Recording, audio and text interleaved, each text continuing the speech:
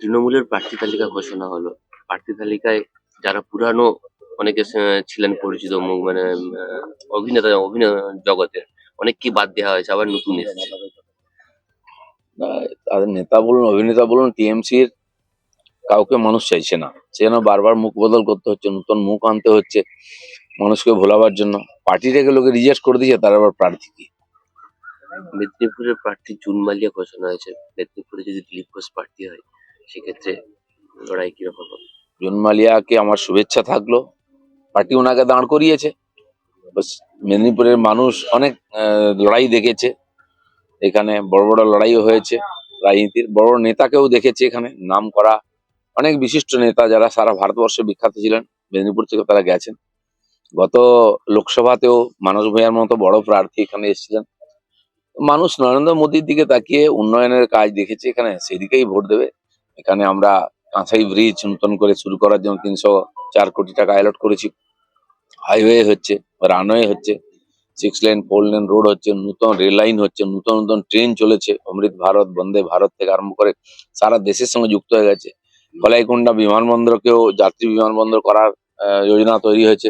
সার্বিকভাবে যে উন্নয়ন, পুরো খড়গপুরের চেহারা আমরা পাল্টে দেওয়ার চেষ্টা করছি রেলের মাধ্যমে। মানুষ এটা দেখবে, আমার মনে হয় ওইরকম সুন্দর মুখ দেখে ভোট আর দেবে না, কারণ সে অভিজ্ঞতা লোকের ভালো নয়। বিজেপির দ্বিতীয় প্রার্থী তালিকা কবে ঘোষণা হবে?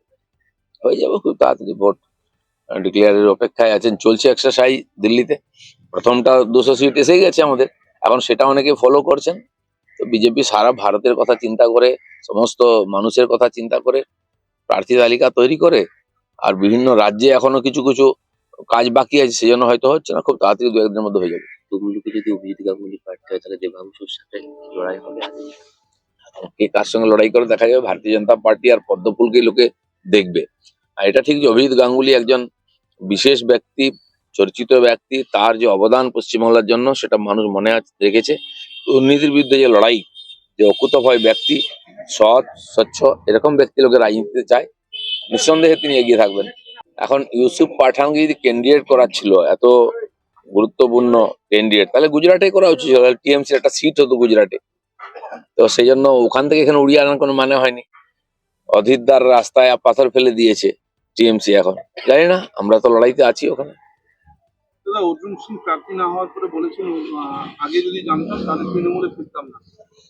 অর্জুন সিং এর মতো এত পুরনো নেতা, এত অভিজ্ঞ রাজনীতিবিদ, এমএলএ এমপি থাকলেন, উনি টিএমসি কে চিনতে পারেননি এখনো? পরস্পরকে ভালোই চেনেন, এখন লুকোচুরি খেলা চলছে। আর শেষ গোলটা টিএমসি দিয়ে দিল। উনি ভাবুন, বিজেপির লোককেও উনি অখুশি করেছেন, আমাদের কর্মীরা হাতে প্রাণ নিয়ে লড়াই করে ওনাকে জিতিয়েছিল। ওনার ব্যক্তিগত সমস্যা থাকতে পারে, উনি চলে গেছেন, তো সাধারণ মানুষ ভালোভাবে নেয়নি। এখন যেখানে গেছিলেন সেই পার্টির উপরে ভরসা করেছেন, সেই পার্টির যেমন ক্যারেক্টার সেরকমই করেছে। অর্জুন সিং বিজেপিতে ফিরতে চাইলে আবার নেওয়া হবে? সেটা তো আমি বলতে পারবো না, উনি ফিরবেন কিনা, পার্টি নেবে কিনা, সেটা পার্টি ডিসিশন নেবে। কৃষ্ণন বীরভূম এবার লোকসভার ভোটের লড়াইয়ে নামছেন তৃণমূল। বীরভূমে লড়াই নিঃসন্দেহে এবার টাফ হবে টিএমসির জন্য। আমরা বিধানসভাও ভালো লড়াই দিচ্ছি এবং বহু 1 লাখের কাছাকাছি ভোট পেয়ে আমরা হেরেছি সামান্য ভোটে। তো বীরভূমের মানুষ মুক্তি চাইছেন, গতবারে জানিয়ে দিয়েছেন। এবারে দুটো সিটই জবরদস্ত লড়াই হবে, বিজেপি জেতার সম্ভাবনা বেশি।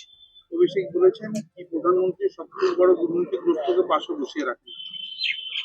এখন মুখ্যমন্ত্রী, তার পরিবার, পার্টিটাই পুরো দুর্নীতিগ্রস্ত, তারা অন্যের দিকে আঙুল তোলে কি করে?